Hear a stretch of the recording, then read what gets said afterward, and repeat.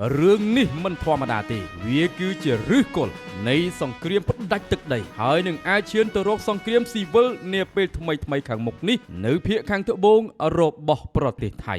ជាក់ស្ដែងកាលពីថ្ងៃអាទិត្យទី2ខែសីហាឆ្នាំ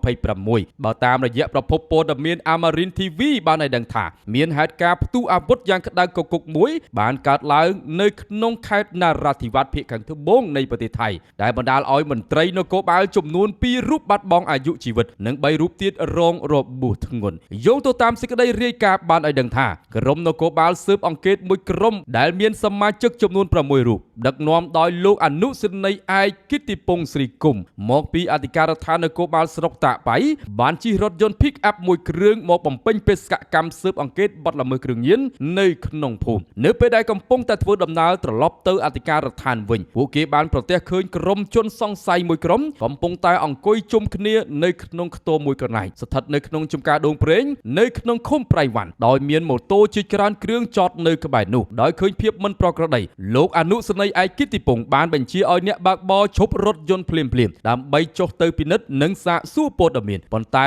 នៅវេលាដែលក្រុមមន្ត្រីបានចុះពីរថយន្តហើយដើរតម្រង់ទៅកាន់ខ្ទមសង្ស័យនោះដែលត្រូវបានខណ្ឌចែកដោយប្រឡាយទឹកមួយស្រាប់តែមានជនសង្ស័យម្នាក់បានបើកការបាញ់ប្រហារយ៉ាងសាហាវឃោឃៅមកលើមន្ត្រីនគរបាលនោះផ្ទាល់តែម្ដងការវាយប្រហារដោយមិនដឹងខ្លួននេះបានធ្វើឲ្យលោកប្រណិបាលឯកហារ៉ាំហាដែលជាប្រធានក្រុមស៊ើបអង្កេតនៃអធិការដ្ឋាននគរបាលតាបៃត្រូវចំគ្រាប់កាំភ្លើងប្រភេទ M16 ជាច្រើនគ្រាប់តម្រង់ចំដើមទ្រូងនិងដងខ្លួនរហូតដួលសន្លប់បាត់បង់អាយុជីវិតនៅនឹងកន្លែងកើតហេតុភ្លា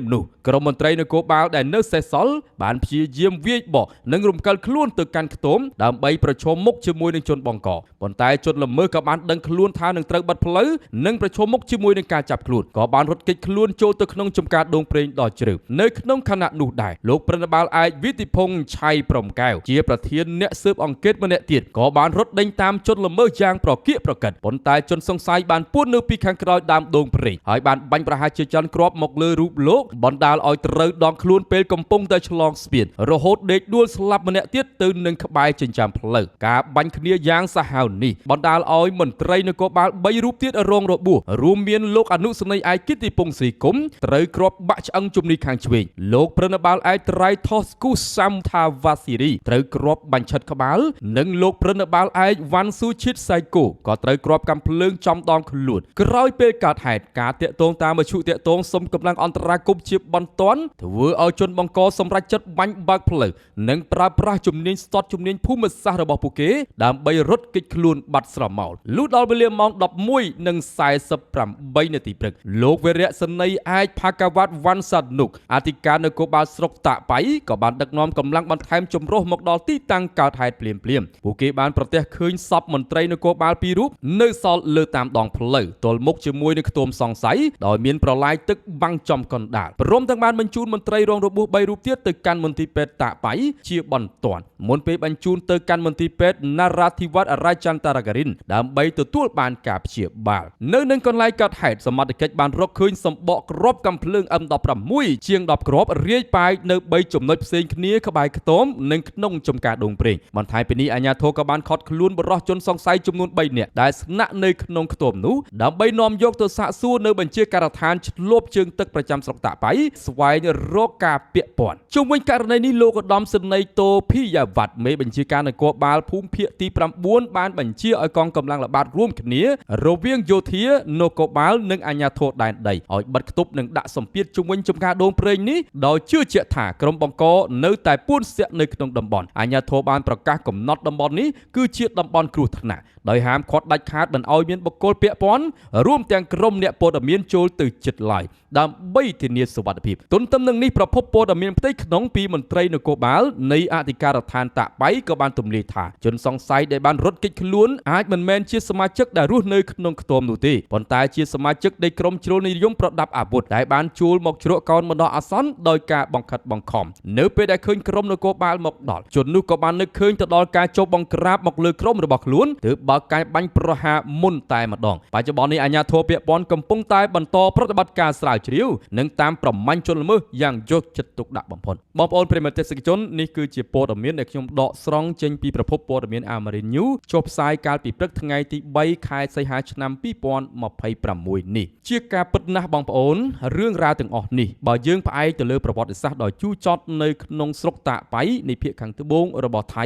ពិតជាមិនធម្មតាទេហេតុការបាញ់ប្រហារយ៉ាងសាហាវឃោឃៅទៅលើក្រុមមន្ត្រីនគរបាលស៊ើបអង្កេតប្រចាំស្រុកតាប៉ៃនៃខេត្តណារ៉ាធិវត្តកាលពីថ្ងៃទី2ខែសីហាឆ្នាំ2026កន្លងទៅនេះមិនមែនជាព្រឹត្តិការណ៍ចៃដន្យដែលកើតចេញអំពីការបង្ក្រាបបទល្មើសគ្រឿងញៀនធម្មតាប៉ុណ្ណោះឡើយប៉ុន្តែវាគឺជាការឆ្លុះបញ្ចាំងអំពីរបួសប្រវត្តិសាស្ត្រដ៏ស៊ីជម្រៅដែលមិនទាន់ជាសះស្បើយនៅក្នុងតំបន់ភាគខាងត្បូងរបស់ប្រទេសថៃស្រុកតាប៉ៃនេះគឺជាទីតាំងយុទ្ធសាស្ត្រដ៏ជូរចត់បំផុតសម្រាប់ជនជាតិថៃម៉ាឡាយូដែលធ្លាប់បានរងគ្រោះអំពីការបង្ក្រាបយ៉ាងឃោរឃៅនិងអមនុស្សធម៌បំផុតពីសំណាក់កងកម្លាំងអាជ្ញាធរថៃកាលពីឆ្នាំ2004ដែលគេហៅថាព្រឹត្តិការណ៍សោកនាដកម្មតាប៉ៃដែលបណ្ដាលឲ្យជនស៊ីវិលនិងបាតុកររាប់រយរាប់ពាន់នាក់ត្រូវបាត់បង់អាយុជីវិតនិងរងទារុណកម្មយ៉ាងធ្ងន់ធ្ងរកំហឹងឈឺចាប់ដែលបានកប់ទុកអស់រយៈពេលជាង2ទសវត្សរ៍មកនេះវាបានคล้ายទៅជាគ្រាប់ពូជនៃទំនាស់ភូមិសាស្ត្រនយោបាយផ្ទៃក្នុងនិងជាដើមហេតុដែលធ្វើឲ្យក្រុមប្រដាប់អាវុធជ្រុលនិយមនៅក្នុងតំបន់តែងតែចាត់ទុកកងកម្លាំងសន្តិសុខថៃមិនថាយោធានគរបាលឬក៏ទាហានឈុតខ្មៅថាជាកម្លាំងភាគីជិះជាន់ដែលពួកគេត្រូវតែវាយបកនិងសងសឹកគ្រប់ពេលវេលាឲ្យតែមានឱកាសមួយវិញទៀតការបើកការបាញ់ប្រហារដោយប្រើប្រាស់អាវុធស្វ័យប្រវត្តិ M16 យ៉ាងស្ទាត់ជំនាញនិងការប្រើប្រាស់ដីចំការដូងព្រៃនេះជាភូមិសាស្ត្រកិច្ចខ្លួនតាមរយៈការដឹងអំពីភូមិសាស្ត្រយ៉ាងច្បាស់លាស់របស់ជនបង្កបានបង្ហាញឲ្យឃើញយ៉ាងច្បាស់ថាជនល្មើសគឺជាសមាជិកដែលមានការវឹកវើយ៉ាងស្ទាត់ជំនាញនៃក្រុមចលនាតស៊ូប្រដាប់អាវុធនៅភាគខាងត្បូងករណីនេះគឺមានភាពប្រហាក់ប្រហែលនិងអាចជាបណ្ដាញតែមួយទៅនឹងហេតុការណ៍នៃការវាយប្រហារទៅលើកងទ័ពឈុតខ្មៅដែលបណ្ដាលឲ្យបាត់បង់អាយុជីវិត5នាក់ក៏ដូចជាចង្កោមនៃព្រឹត្តិការណ៍បង្កាយគ្រាប់បែកបំផ្ទុះជាច្រើនចំណុចនាពេលថ្មីកន្លងទៅនេះការដែលប្រភពព័ត៌មានផ្ទៃក្នុងរបស់សមត្ថកិច្ចបានទម្លាយថាជនបង្កបានចូលមកជ្រកកោនបណ្ដោះអាសន្ននិងប្រកាសអាសន្នដើម្បីបើកការបាញ់ប្រហារភ្លាមនៅពេលឃើញសមត្ថកិច្ចមកដល់បង្ហាញអំពីស្ថានភាពទាល់ច្រកនិងការប្រុងប្រយ័ត្នខ្ពស់របស់ក្រុមប្រដាប់អាវុធដែលតែងតែត្រៀមខ្លួនជាស្រេចសម្រាប់សង្គ្រាមឆ្មក់វាយប្រហារលើអាជ្ញាធររដ្ឋាភិបាលទីក្រុងបាងកកដោយមិនគិតអំពីគោលបំណងដើមនៃការចុះល្បាតរបស់នគរបាលឡើយដូច្នេះហេតុការណ៍ចុងក្រោយនេះគឺជាសញ្ញាព្រមានយ៉ាងធ្ងន់ធ្ងរចំពោះរាជរដ្ឋាភិបាលទីក្រុងបាងកកនិងយន្តការសន្តិសុខជាតិរបស់ថៃនៅក្នុងខណៈពេលដែលប្រទេសនេះកំពុងតែជួបនៅវិបត្តិសេដ្ឋកិច្ចនិងនយោបាយការបរទេសយ៉ាងស្រួចស្រាវការបាត់បង់ជីវិតមន្ត្រីនគរបាលជាន់ខ្ពស់និងការរងរបួសជាបន្តបន្ទាប់នៅក្នុងតំបន់ភាគខាងត្បូងបានបង្ហាញថាគោលនយោបាយប្រើប្រាស់កម្លាំងបាយនិងការបិទគប់តំបន់គ្រោះថ្នាក់របស់អាជ្ញាធរថៃមិនបាននាំមកនូវសន្តិភាពពិតប្រាកដជ័យភាពនោះទេប៉ុន្តែផ្ទុយទៅវិញវាបានបង្កើតទៅជាវដ្តនៃអំពើហិង្សាគ្មានទីបញ្ចប់ភាពវឹកវរនិងសោកនាដកម្មដែលកើតឡើងជាបន្តបន្ទាប់នៅភាគខាងត្បូងនេះមិនត្រឹមតែបំផ្លាញកិត្យានុភាពនៃប្រព័ន្ធសន្តិសុខថៃនៅលើឆាកអន្តរជាតិប៉ុណ្ណោះទេប៉ុន្តែក៏ជាកត្តាលីករដ៏សំខាន់ដែលបំផ្លាញទំនុកចិត្តទៅលើសុវត្ថិភាពផ្ទុយស្រឡះអំពីការប្រកាសសុំទោសនិងការខិតខំប្រឹងប្រែងរបស់រដ្ឋាភិបាលទីក្រុងបាងកកនៅក្នុងការស្ដារស្ថិរភាពសង្គមនិងសេដ្ឋកិច្ចជាតិឡើងវិញនាពេលបច្ចុប្បន្ននេះតាមរយៈព្រឹត្តិការណ៍បង្កហេតុនៅភាគខាងត្បូងជាបន្តបន្ទាប់នេះអ្នកជំនាញភូមិសាស្ត្រនយោបាយបានបើកការសង្ស័យថាប្រទេសថៃអាចនឹងប្រឈមមុខជាមួយនឹងសង្គ្រាមផ្ដាច់ទឹកដីឬក៏សង្គ្រាមស៊ីវិលនៅក្នុងភាគខាងត្បូងនាពេលដ៏ខ្លីខាងមុខនេះអរគុណបងប្អូនដែលចំណាយពេលវេលាដ៏មានតម្លៃនៅក្នុងការតាមដានទស្សនាវីដេអូនេះតាំងពីដើមរហូតដល់ចប់ពេញចិត្តវីដេអូបងប្អូនកុំភ្លេច like comment និង share ទៅកាន់បណ្ដាញសង្គមឲ្យបានម្នាក់មួយចង់បានព្រឹត្តិការណ៍ព័ត៌មាន update ជាបន្តបន្ទាប់បងប្អូនគ្រាន់តែចុច subscribe លើ channel ចង់នឹងទីជាការស្រេចសូមជម្រាបលា